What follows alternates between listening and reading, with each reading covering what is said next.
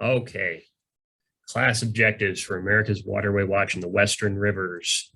To show auxiliarists how America's Waterway Watch fits into various auxiliary programs, to educate you about how to present America's Waterway Watch to the boating public, and to educate auxiliarists about observing and reporting suspicious activity thoroughly, credibly, and properly. So what is America's Waterway Watch? It's our public outreach program that encourages participants to simply report suspicious activity to the Coast Guard and other law enforcement agencies. This is the official website that can be found at cgox.org/AWW. There is also this long URL here from the Coast Guard website. This website contains everything that you need to know to share with the general boating public about America's Waterway Watch. We're going to go deeper into the details in hopes that you'll be able to create a really solid 10 to 15 minute presentation out of this 45-minute or so presentation. So what is America's Waterway Watch? Well, we're continuing on that line now. Commandant Instruction 16618.8 of February 2005 established it as the national level Maritime Homeland Security Outreach Program. Maritime Homeland Security Outreach is a phrase that really is only associated with America's Waterway Watch and possibly the area maritime security committees that are run by the captains of the ports. This is a program that the auxiliary has been entrusted with operating. The Coast Guard owns it, of course, but hardly anybody else touches the brand America's Waterway Watch. In fact, the Coast Guard doesn't even touch it a whole lot because the website does not get updated very often. Still, that website is a go-to resource. This is, and of course, the auxiliary is well suited for outreach partnerships with the public, building on our recreational boating safety relationships and mission. There's a couple of things that this Commandant Instruction specifically states. It forbids us from performing surveillance or intrusive activities. It emphasizes the need to protect individuals' rights to privacy. We're going to be talking quite a bit about those as we move forward. This is what the first page of that Commandant Instruction looks like. It can also be found on Google by searching for America's Waterway Watch or Maritime Homeland Security Outreach. So this program fits into the broad-based national intelligence effort to build maritime domain awareness, which is one of the authorized activities of the auxiliary in the AUX manual. This is not an intelligence program. America's Waterway Watch is not an intelligence program, but the reports it generates are processed by law enforcement and the maritime intelligence community. And it gives you a voice, you and the boating public, a voice for protecting the country. As I mentioned, the previous linked page from the uscg.mil domain or cgox.org/AWW, that contains everything the public needs to know. I recommend studying it thoroughly. We will cover a lot of that material in this presentation. Within the auxiliary, America's Waterway Watch is always, well, actually, I think I probably need to change this slide since I've been doing more research. As this presentation has been a work in progress. I've done some research within the auxiliary, and in the early part of the 2000s, the 2005 to 2010 timeframe, there was a national directorate for maritime domain awareness that America's Waterway Watch was a part of. But ever since then, it's been part of prevention and marine safety. However, it directly relates, as far as the Coast Guard statutory missions go, it directly relates to the ports, waterways, and coastal security mission. And of course, the auxiliary is perfectly suited to build this public partnership. The auxiliary is about public partnerships in so many ways. And so it's my definite belief that every auxiliarist should be equipped to understand, observe, and report suspicious activity. This is the front cover of Coast Guard Proceedings magazine from 2006. This was the issue where they really rolled out the concept of maritime domain awareness and how it relates, obviously, to the marine safety mission set in the Coast Guard, but also marine security. All right, this is where we're going to get into what does America's Waterway Watch teach. So what are we teaching when we present this program to the public and internally? It's just as important that we be alert as auxiliarists to suspicious activity as it is that we teach the public to be. What are we protecting? We're always starting by asking the question, what are we trying to protect? 95,000 miles of coastline, over 250,000 square miles of waterways, lakes, rivers, and bays.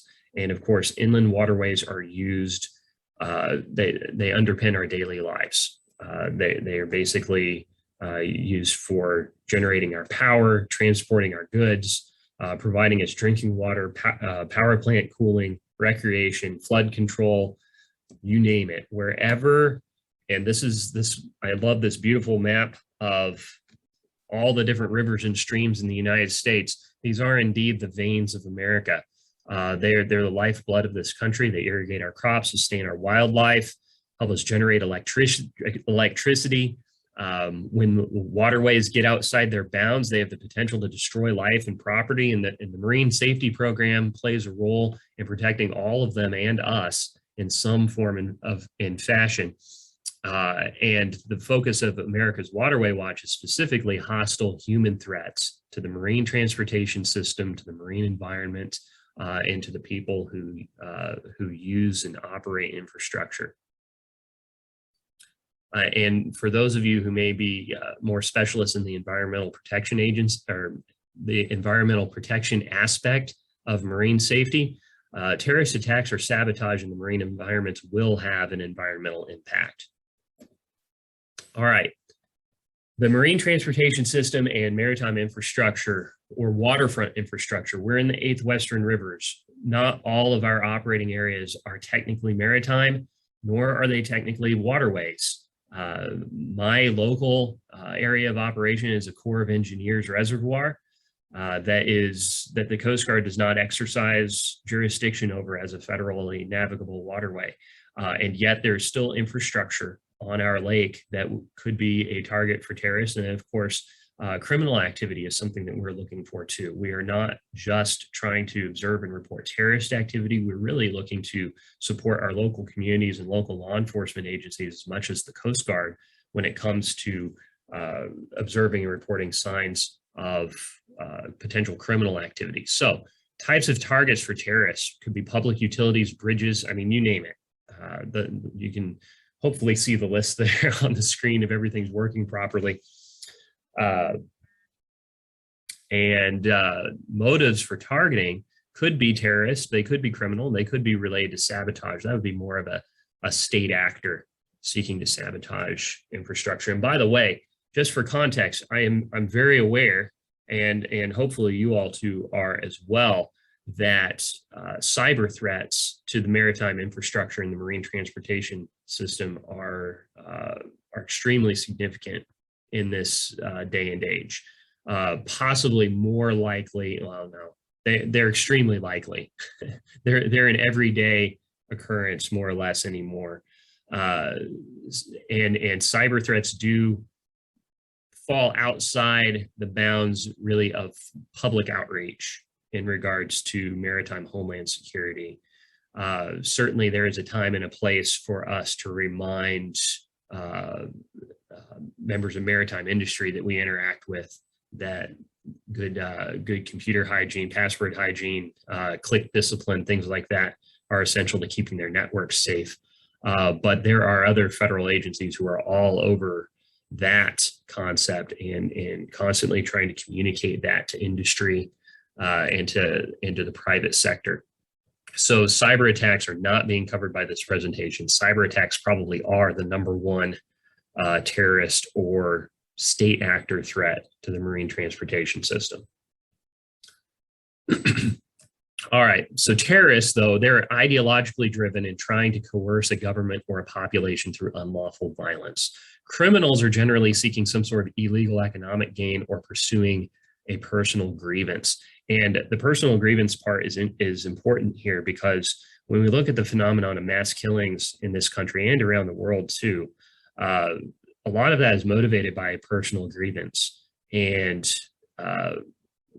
in a lot of these active shooter situations or vehicular assaults, things of that nature, you find increasing overlap between the methods used by such violent actors and terrorists, even though their motives are different. So when I look at different material that's pushed out by the federal government regarding waterfront security and safety, much of it has to do with protecting public gatherings against a grievance-driven active shooter as much as it does protecting infrastructure against terrorism. So that's something to keep in mind too. We do want to keep a broad mindset of the things that we're looking for in our observing and reporting, and that's what our job is to observe and report.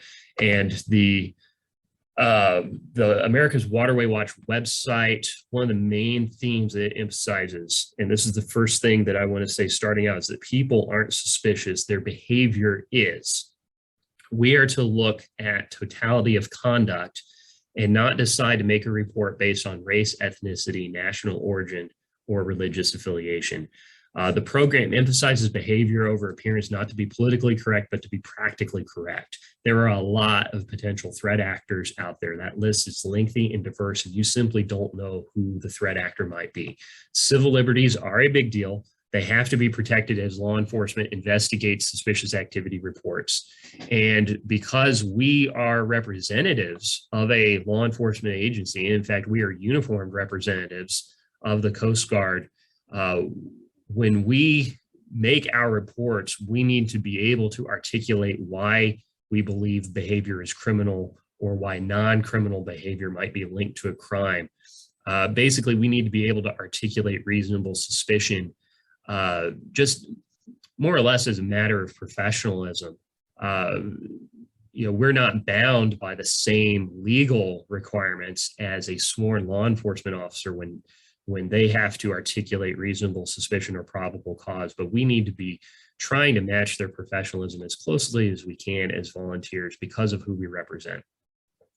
So what is suspicious activity? Well, the acronym that the program website provides is SETS, S-E-T-S, surveillance, elicitation, tests of security, and suspicious behavior. Now, surveillance, we're going to unpack that a little bit. Elicitation is the asking of questions that go beyond a mere curiosity or a reasonable need to know. Tests of security are fairly self-explanatory. That's when somebody is visibly trying to test security measures to see what the reactions and the responses will be. And then suspicious behavior is a catch-all that really, it helps simplify the concept for the public.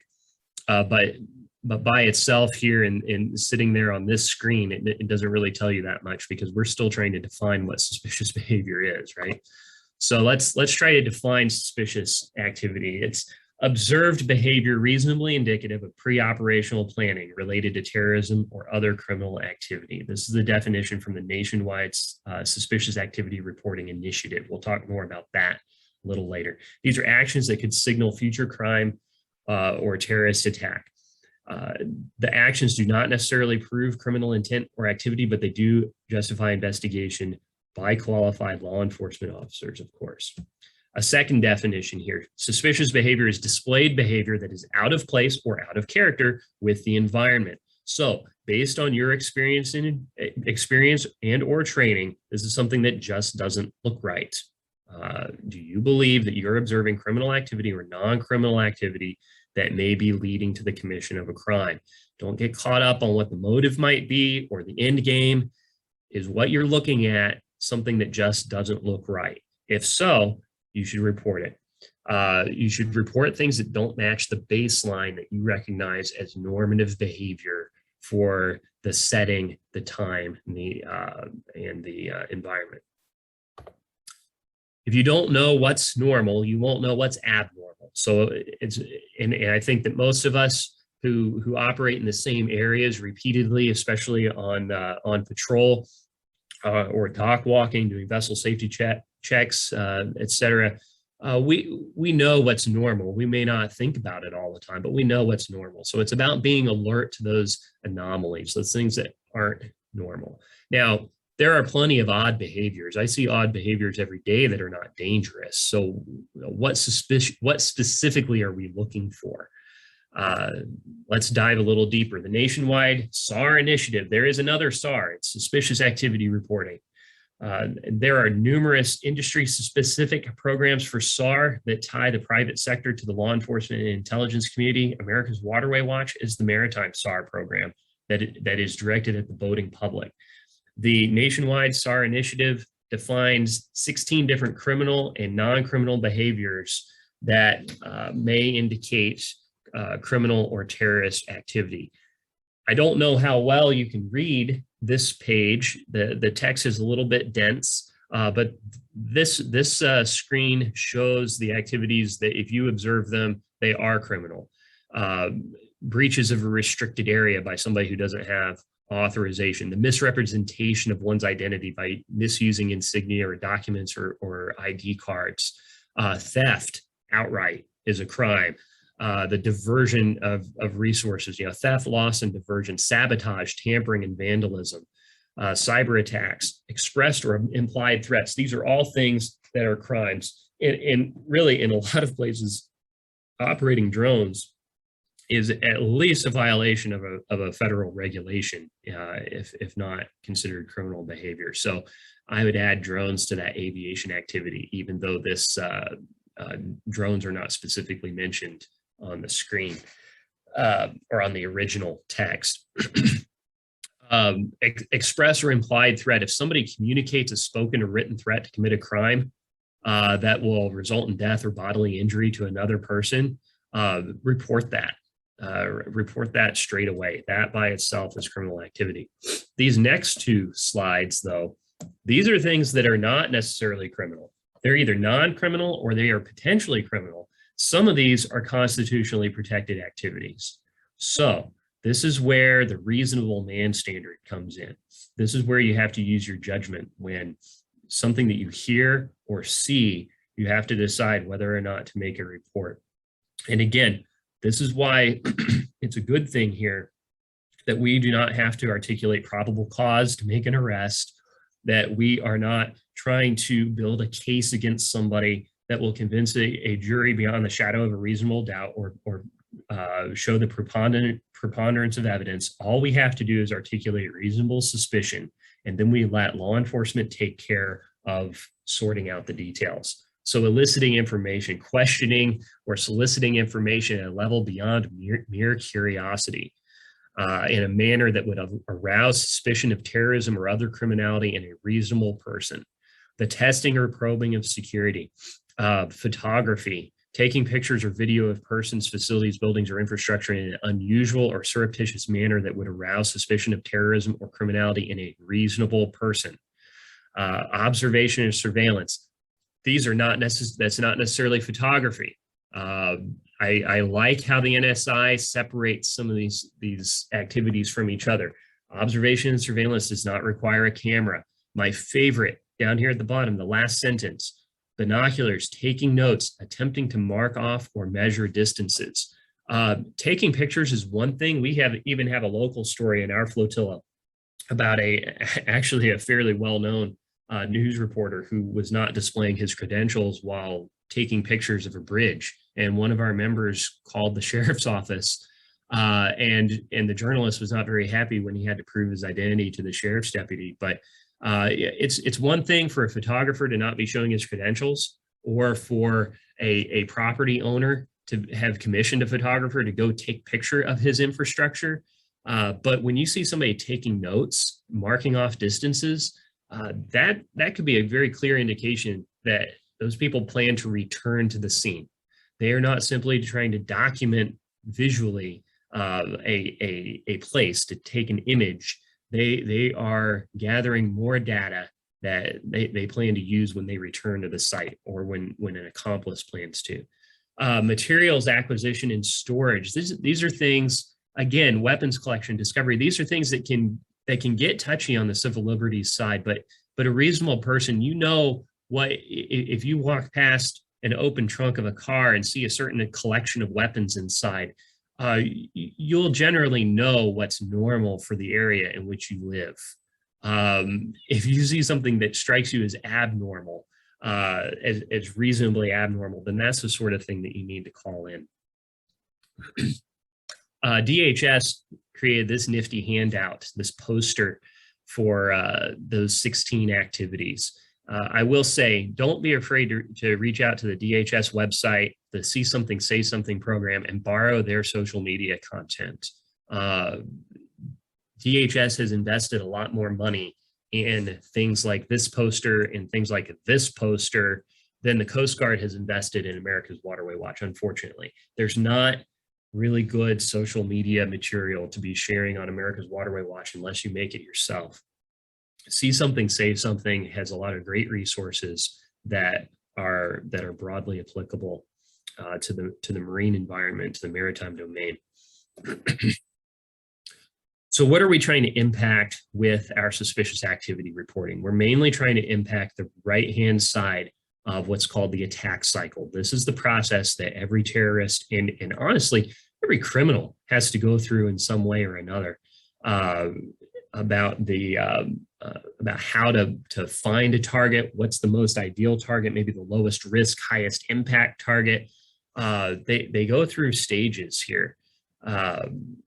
This doesn't pertain so much to, say, mass shooters who are simply trying to voice a grievance, but terrorists with a strategic goal, somebody who's acting on a strategy and who doesn't want to get caught, especially if they don't want to get caught, is going to be going through this attack cycle.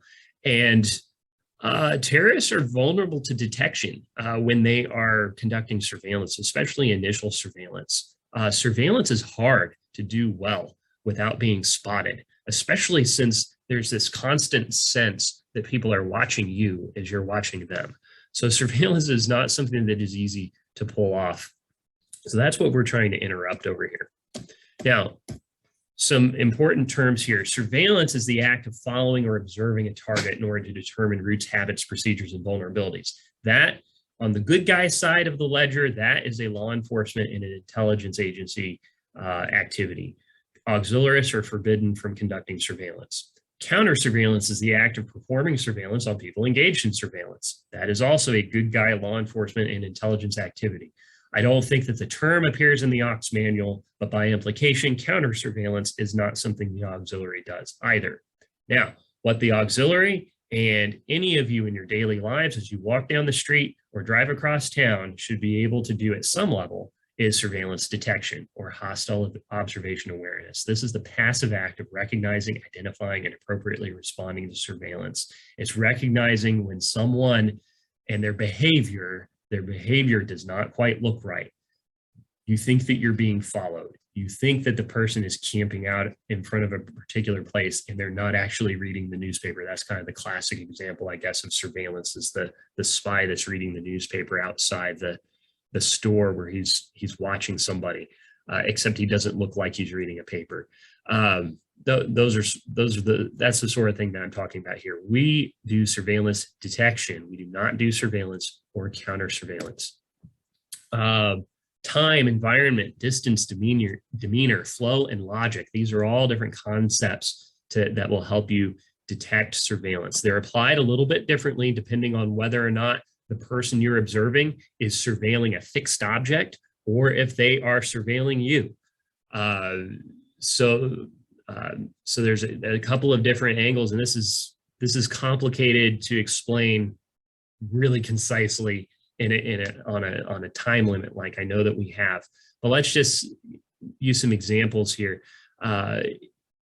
With a static target, we have water intakes on our lake. So with a static target, do you notice the subject repeatedly over time and distance, but generally in the same environment and acting the same way?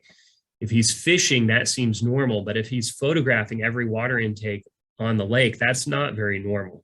But then again, what's his demeanor like? Is this person may look like he's fishing, but is he actually fishing? Are his movements natural? Does he do something with his rod or other equipment that actual fishermen wouldn't do?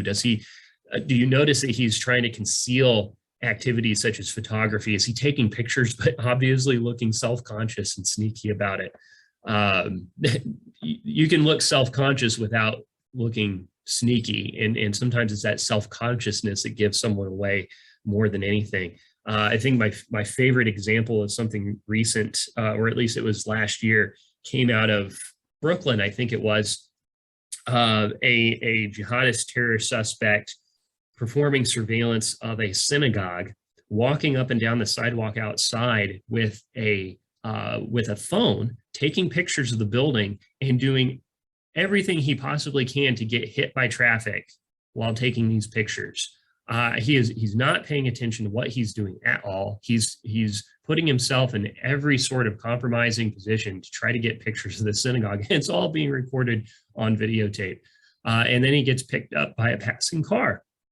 And it couldn't have been more obvious that this was a very nervous, rushed, self-conscious individual on a mission he was going to get his pictures and leave as fast as he could. And whether he cared about getting detected or not, he certainly was not able to conceal his intent. He was later caught and arrested, and that was an actual plot that was disrupted.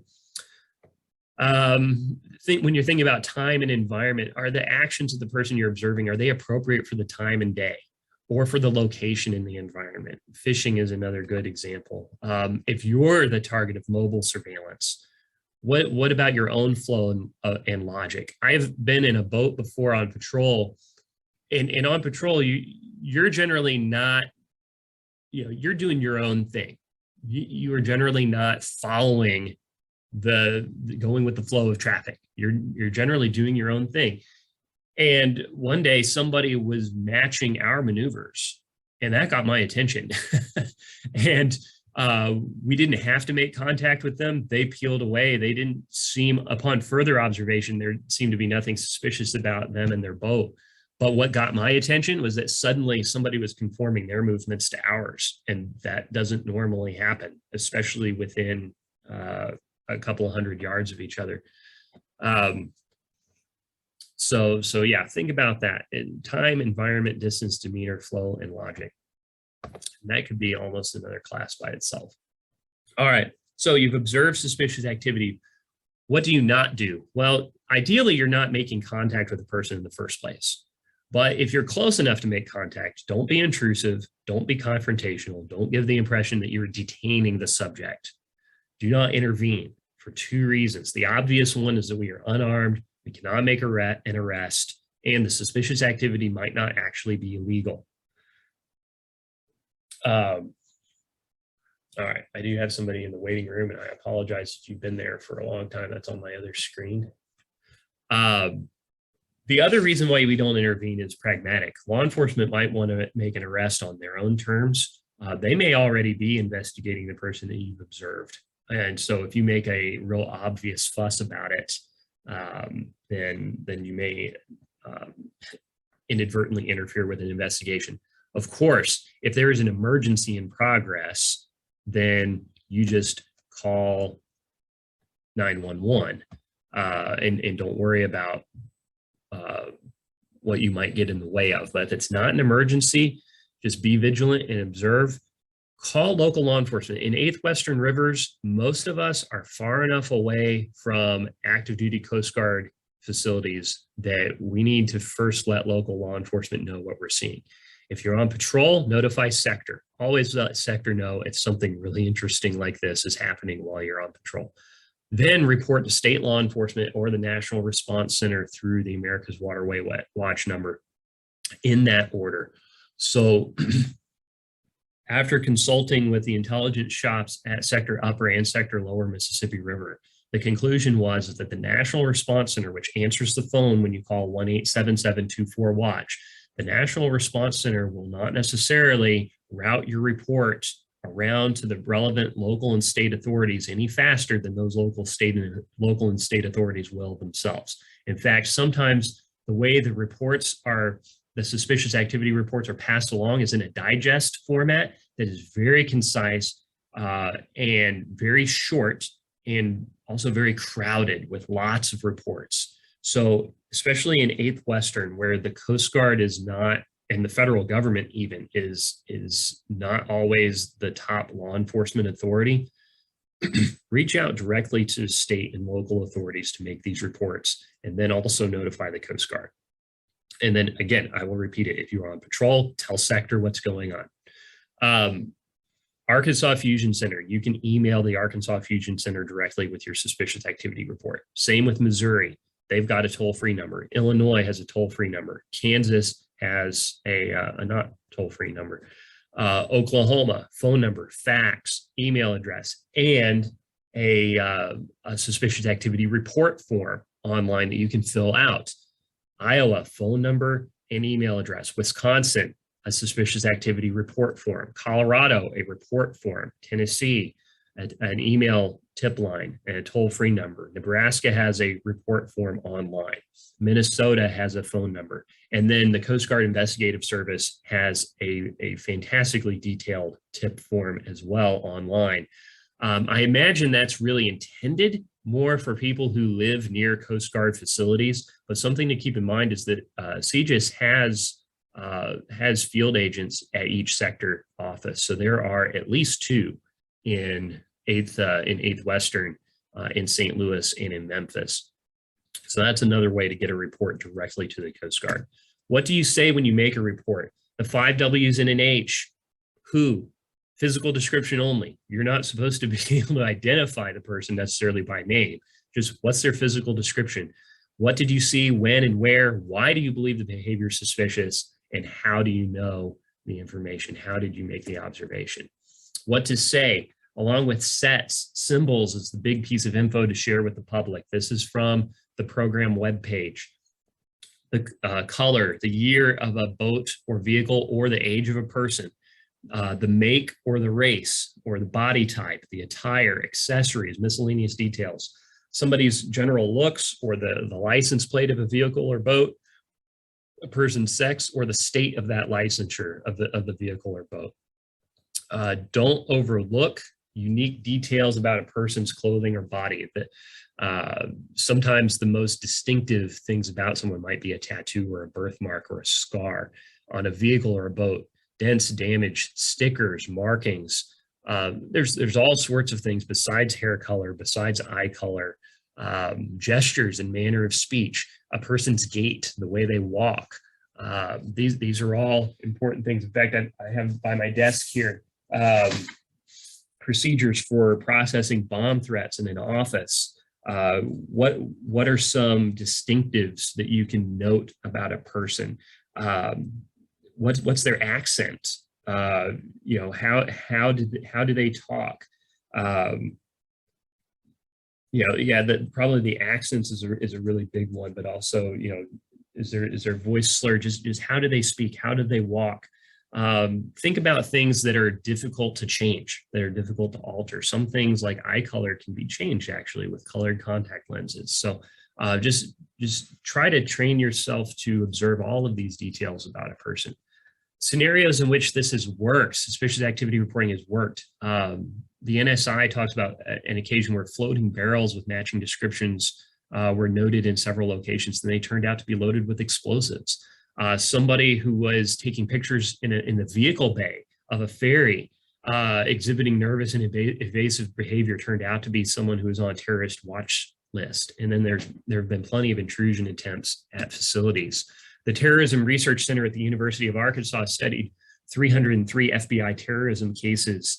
They pinpointed over 2,500 precursor behaviors, and nearly 80% of those lined up with our 16 categories of suspicious activity.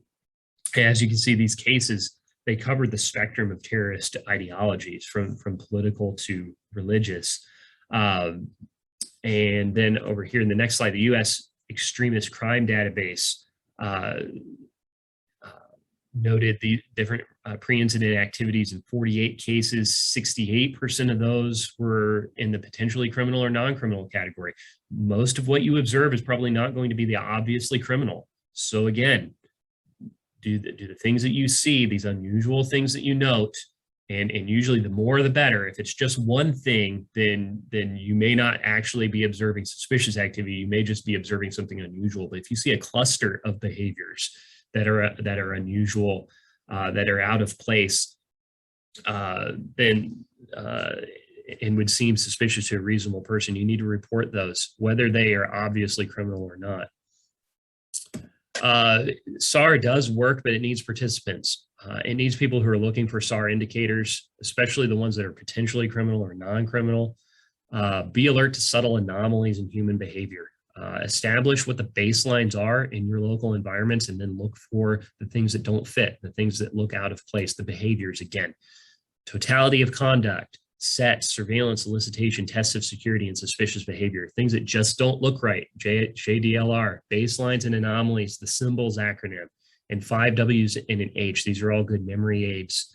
And of course, that's the key website for the program. Also, the nationwide suspicious activity reporting initiative has a website, dhs.gov/NSI. So how do you use this? While on patrol, I mean, this is an essential element of being on patrol. In fact, a MOM patrol is a maritime observation mission. So this should be one of the key things that you were alert for while you're on patrol.